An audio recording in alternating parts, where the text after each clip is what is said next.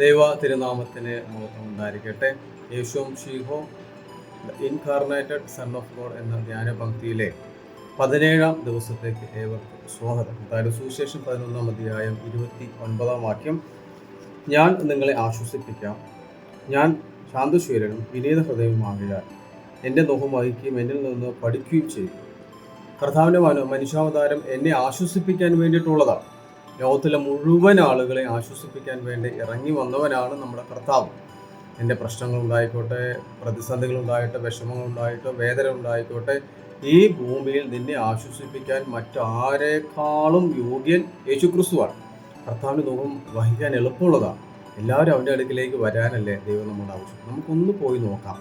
ഈ ദിവസങ്ങളിൽ, പ്രത്യേകിച്ച് ഈ നോമ്പിൻ്റെ ദിവസങ്ങളിൽ, നമുക്ക് കർത്താവിൻ്റെ അടുക്കൽ പോയി നമ്മുടെ വിഷമങ്ങളൊന്ന് പറഞ്ഞ്, വേദനകളൊന്ന് പറഞ്ഞ്, കർത്താവ് തരുന്ന ആശ്വാസം അത് നേടുക. ലോകം തരുന്ന ആശ്വാസമൊക്കെ മാറും, മനുഷ്യൻ തരുന്ന എല്ലാം മാറ്റും.